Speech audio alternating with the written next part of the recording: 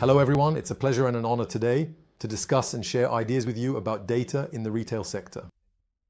In specialized or food retail, there is a lot to talk about, and it's an honor to be here today with Vincent Blaclard. I'll introduce Vincent, then Vincent will introduce me afterwards, and that's how we'll start our discussion. Vincent Blaclard, I'm very happy to be here with you because we've known each other for over 10 years. We've experienced a lot together in retail, first in France, where we worked on optimization models together, then in China, where we both spent time at JD.com developing AI models there, and now once again in France. And there are many things I admire about you, but what I especially admire, Vincent, and this is very important in retail, is your ability to go deep into the details to make sure things work, and that's a major key to success in retail. So that's why I'm very happy to be able to have this conversation with you today. Welcome, Vincent. Thank you, Edouard. The honor is mutual as well. I'm truly delighted to be able to talk with you today about the impact of AI in the retail industry. Indeed, we've known each other for more than 10 years. We've worked together in France, we've worked together in China. I know you also have many other international experiences, especially in the United States. And if there's one quality I'd like to highlight from my side, it's your ability to inspire teams. We're thrilled to have you with us and to see you take the lead of the Artefacts group. Thank you, Vincent. So let's get straight to the point.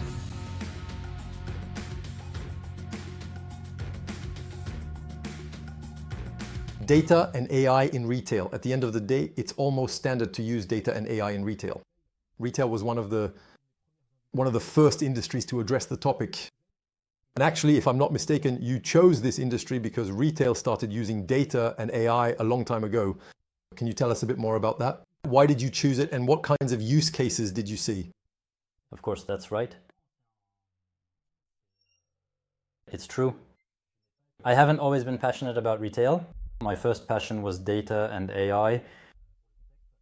For context, I started my career in 2013 with a background in computer science and mathematics. And I immediately wanted to apply what I had learned during my studies about data and AI in the industry. And when I joined my first company where we worked together, the only industry with data and AI projects was retail. And so I immediately specialized in retail.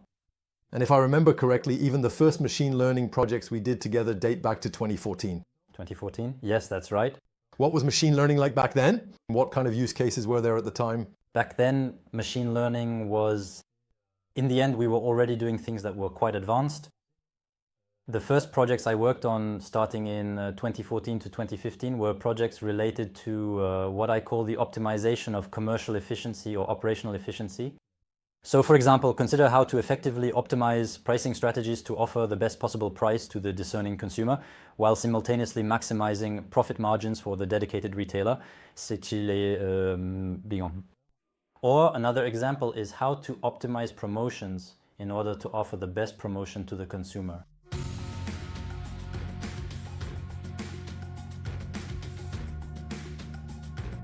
And on that topic, would you say that these topics, pricing, promotions, assortment, data, AI, did all the retailers already tackle them 10 years ago and now there's nothing left to do? Or on the contrary, do you still see, even with these old levers and these old topics, a lot of value to be gained today for most retailers? So generally speaking, all these topics have already been addressed, but I would say that each player has invested a bit differently depending on their ability to invest, depending on their ability to innovate. And so there is always an opportunity to innovate in this area. But indeed, if we take a step back, the industry has always been at the forefront of these topics. Many of the players we know, for example, I would mention Walmart, have invested heavily in their ability to process vast amounts of data, to optimize all of their operations and all of their business activities.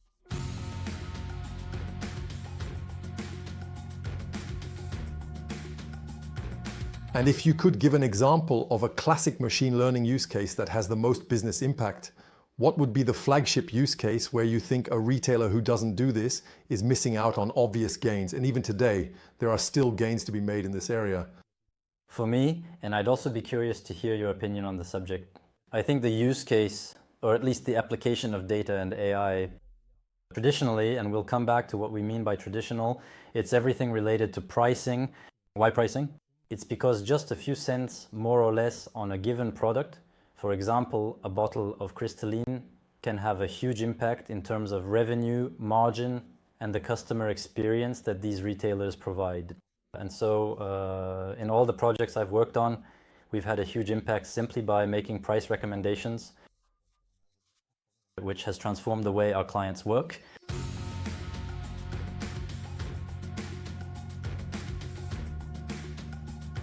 And if I may, since you asked me the question, I'll give you the answer. From my point of view, the counterpart to pricing would be promotion management. Even today, many retailers invest huge percentages of their revenue in promotions, and these decisions are still quite emotional, still very much tied to past practices. Basically, repeating what was done before. Injecting AI, introducing a common language for performance analysis, there is still a lot of value to be unlocked there. Absolutely.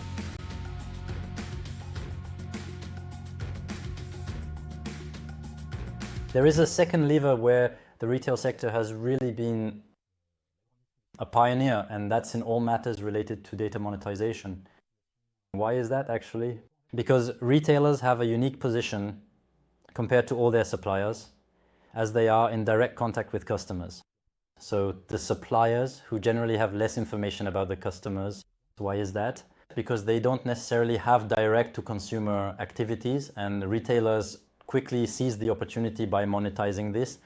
All of their data, whether it's raw data, insights, or even promotional optimization solutions, for example, to help suppliers optimize their operations.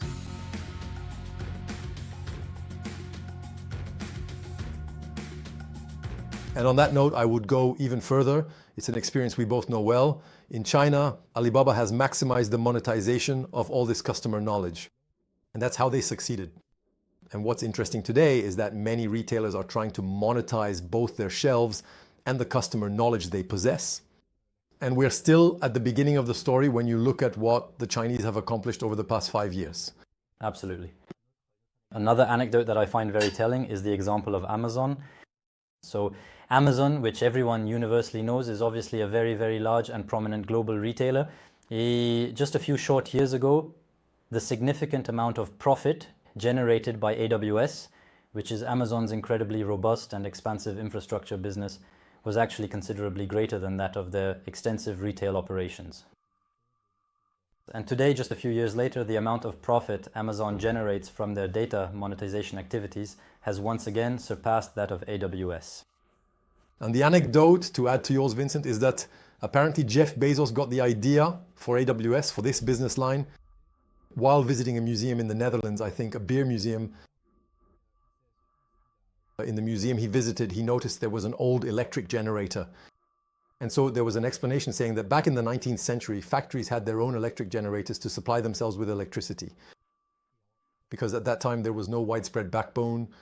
And in the same way, he thought there will be a huge business opportunity because today every small company is setting up its own cloud, which costs a fortune. And so seeing this, and the example of the electric generator, he thought, I'm going to create AWS for everyone, just like electric grids were developed for everyone. Anyway, I'll close the anecdote on that topic. Who benefited the most from the gold rush? It wasn't necessarily the gold miners, but the people selling shovels. They're the ones who became the richest. Absolutely. And Amazon is a very good example.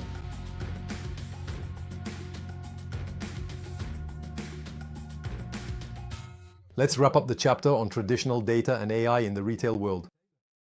If we look ahead and talk about AI agents, we're talking about more advanced new technologies, language models, LLMs, and so on. Just as retail was a pioneer in traditional data and AI, is retail also a pioneer when it comes to AI agents, or actually not so much?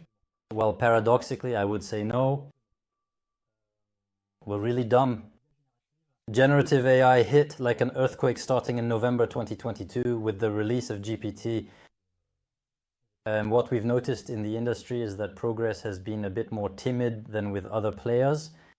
And why is that? It's because large-scale retail is still an activity that's very much rooted in the physical world. We go to the store, the warehouses. Delivery is an activity that is very much rooted in the physical world, unlike, for example, a player in financial services, where there are a huge number of opportunities to, say, automate the bank's back office. Or another example, the entire customer service of telecom operators, where generative AI has come in and radically transformed all the activities of customer service. Paradoxically, retail has been less impacted, or at least progress has been slower, at least since 2022. Does that mean you think it's not really an issue, or on the contrary, that there's a lot to be done with AI agents in retail? The advanced agent-based technology that has only just recently emerged and been developed in the past few months is truly going to open up a whole new and exciting wave of significant opportunities that will profoundly allow retailers to completely transform themselves.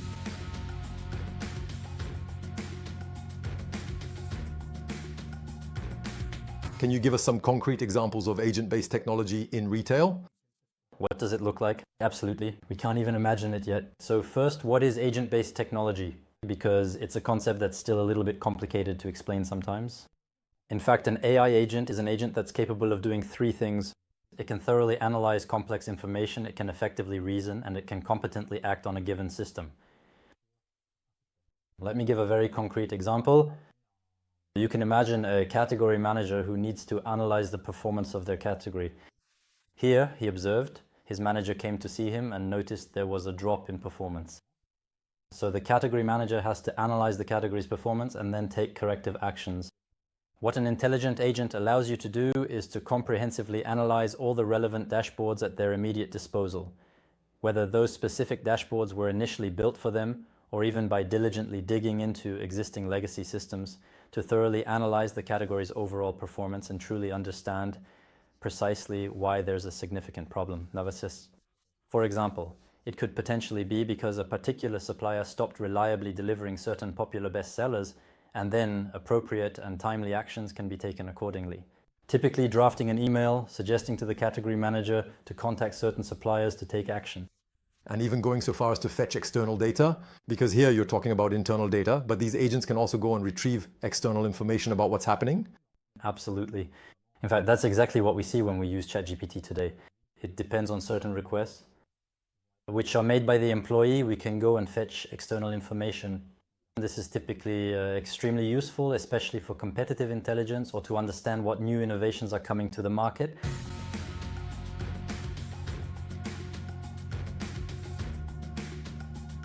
And actually, I would go even further regarding agents. There is, as you mentioned to me before our conversation, even in the core retail business, especially negotiations with suppliers, which is really the core of the operation, here too, AI agents can play a very important role in this part of the business. Absolutely. There's a very concrete example that's already public today. Walmart, which has automated part of its supplier negotiations.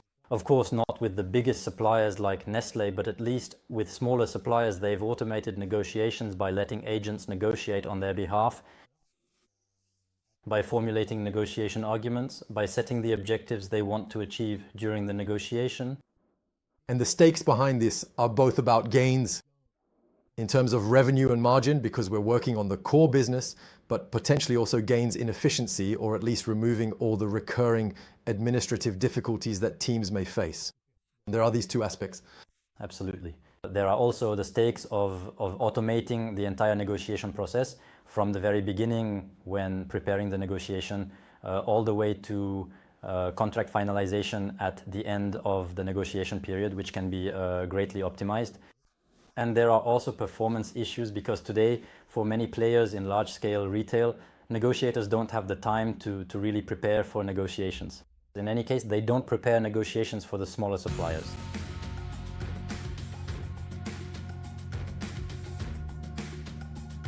We could talk for hours about AI agents applied to retail. Maybe to wrap up our discussion and look ahead, what are the latest innovations related to data and AI in retail that you see, whether connected to agentic or not, things that have caught your attention and are worth putting on our radar? As an anecdote, there was always one topic that when I worked with one of my clients, I would put a logo on because I considered it too complicated. It was anything related to the store. Why? Because we didn't have data that really allowed us to understand the store, where the investments in terms of CapEx were far too significant to collect data in store. These were always topics we preferred to avoid. Today, there are many players, many startups positioning themselves in this segment by installing cameras in stores to create a true digital twin of the store and actually enable the optimization of all store operations. So for example, what is the impact of a certain type of merchandising in the aisles? Does it attract more or fewer customers? How can we optimize or rather detect all out-of-stock situations on the shelves to quickly notify the team to restock them? So there are a huge number of opportunities that will be brought by the digitalization of stores. And if we take it further, it can almost be done on the fly. That is to say, in real time, if these images and the stream are fast enough, we can immediately get alerts about a product being out of stock and take corrective action instead of waiting half a day or until the end of the day. Absolutely. So the whole idea is really to move towards an almost real-time logic and to optimize all store operations, which of course still remain at the core of every retailer's business today. Great. And maybe, if I may, the one thing that struck me in the latest topics, the latest innovations to keep in mind, is the customer aspect. Today, especially in e-commerce, it's the customers themselves who make the purchase transaction. Tomorrow, it could be agents working or operating on behalf of the customer who will fill the carts, select the products, choose the prices, and potentially even choose the platform beforehand and then make the purchase directly. Do you think that's going to happen? Absolutely. Today, what we're also seeing in the market is that ChatGPT, OpenAI in this case, has recently announced or even launched in the United States, though it hasn't arrived in France yet, the entire capability to reference and reroute to merchant sites. So this innovative approach will also profoundly and fundamentally transform the very way that consumers will actually engage with and interact with various merchant sites and their online platforms. It will surely also radically transform the way marketing teams will have to monetize and promote their products. And eventually, agents will also start being able to make purchases on behalf of customers. So I think we're on the verge of a real transformation in the sector. I think that even now, everyone is struggling to grasp the full extent of this transformation. I think we'll see each other again in 6 months or even sooner to see how quickly these client-side agents have played a role. Thanks again, Vincent, for this conversation. Thank you. It was a pleasure to think things through with you, always a pleasure to listen to you, and let's meet again in a few months for the next chapter of Data Iliad in retail, because we're just at the very beginning of the story.